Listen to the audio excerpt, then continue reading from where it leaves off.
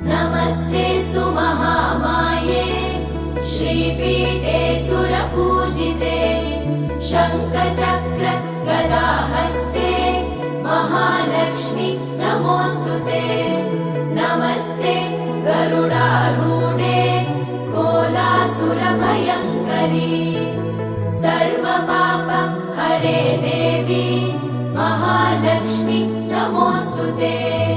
महादेव्यै च विद्महे विष्णुपत्नी च धीमहि तन्नो लक्ष्मी प्रचोदयात्।